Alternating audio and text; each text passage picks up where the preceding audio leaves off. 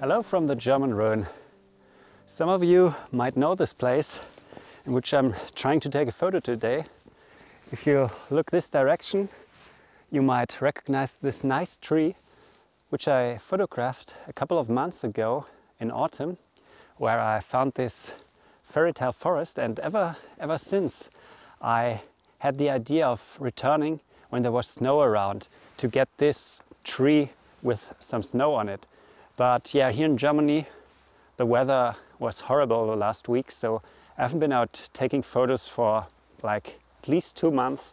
So this was a bit frustrating, and yeah, whenever there was good conditions I had to work. So today, as some fresh snow was forecast for the German Rhön, I just had to give it a try. So I drove up here, and yeah, when I drove past this forest around noon, there was no snow. So there was snow on the ground, but it wasn't snowing, and yeah, the atmosphere just wasn't right. So I went to my parents and waited for a few hours there, and now on the way back it finally started to snow, and this completely transformed the atmosphere here.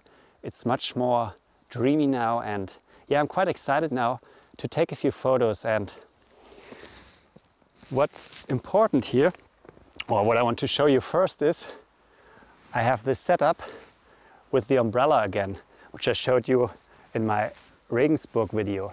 So I have this umbrella holder attached to my tripod, and then the umbrella covers my camera.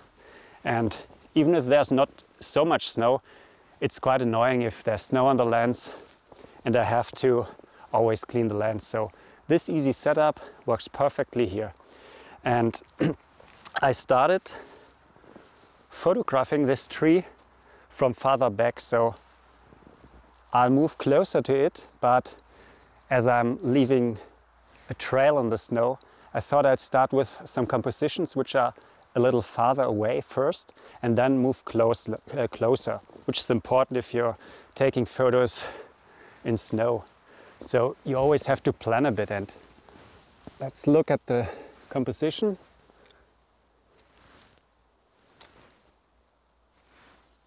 So you see, I have here at 1/3, I have this big tree which has some nice snow on it to the sides, and then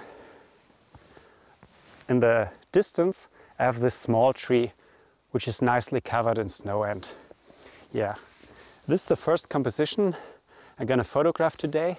And yeah, I have to hurry a bit because it's already getting late, and I think in 1 hour it's gonna be too dark to take any photos here. So I'm now gonna work this scene a bit.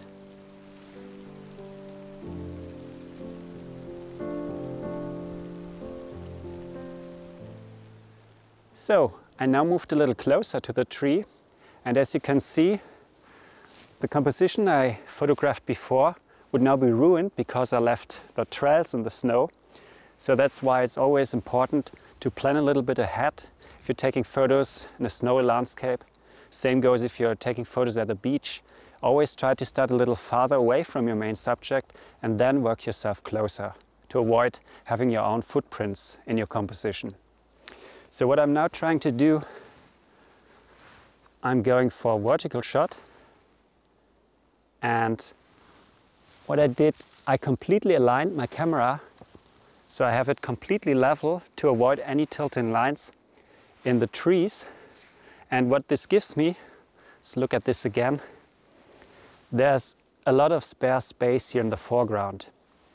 But this is okay because I'm planning to do a 5x4 crop here. So I'm just cropping away all the foreground which contains no interest here. And for me it's better to have everything level, so I don't need to do any perspective adjustments. And this is also something which I think I told this in my other videos already, that I always try to get my camera level when I'm shooting woodland and rather crop a bit, which is easy to do if you have like 50 megapixels. But now I have to take the photo. So I'm at f9.5, I have the focus right at the tree. I'm shooting at 1/10 of a second, which is okay because there's not much wind here, so I should get a sharp photo. And now I take the photo. Yeah, and that's it. Hopefully it's a good photo and I can show it to you later. So after taking this second photo, the battery of my GoPro died, and also it was getting dark much faster than I thought, so I didn't take any more photos. But now I still want to show you the photos I took, and what I can already tell you, I was very excited when I was out in the forest. Also because I didn't take photos for a very long time, and this excitement made the whole experience for me. But the photos I now took, I think, they're quite nice, but they don't contain this feeling of excitement that I had. So I'm not that excited for the photos, and I think many of you will know this. When you're out taking photos, you're sometimes so happy, so excited, and everything looks so nice. You take photos, then you get home, you look at the photos, and somehow they don't transport that atmosphere or the feeling that you experienced. And this is kind of what happened to me. But let's just look at the photos so you can see for yourself. So let's first look at the vertical shot I did, the second photo.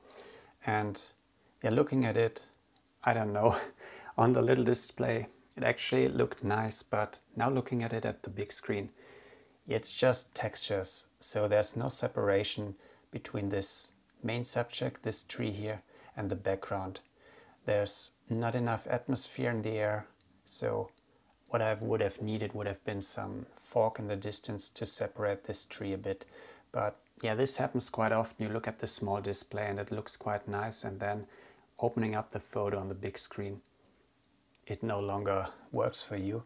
And this photo, although I already cropped it, I'll not continue processing this photo because this will not make it into my portfolio anyway.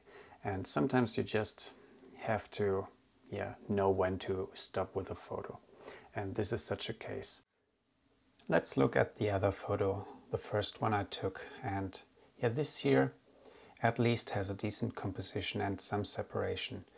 With the big tree in the foreground and the other tree in the background, I get some nice depth in the photo. And also when I took this photo, I was throwing a little bit of snow in front of the lens, so you have some kind of atmosphere here and some kind of dreamy look. And this photo I processed, so let's look at the final. I added a little bit of blue, darkened the photo, and tried to work out a little bit of the atmosphere. So adding a bluish tint to such a photo creates kind of a feeling of cold, which is what I felt when I took the photo. But what still's missing here, in this case I think, would be either some fog in the distance as I had the other time I was in the forest, or some nice light. And this is what I was talking about in another video where I explained what I think are the 3 ingredients for a great photo. And those are the subject matter, the composition, and the right light.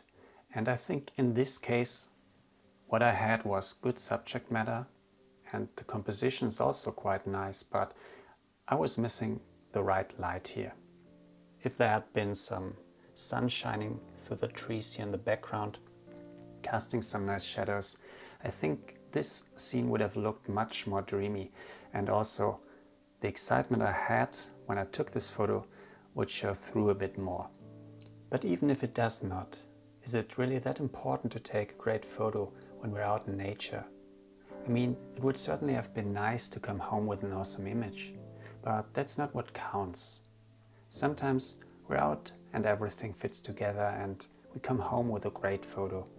But quite often we're just out having a great time taking some ordinary photos. But it's still a great time, and this is what I always try to remind myself of.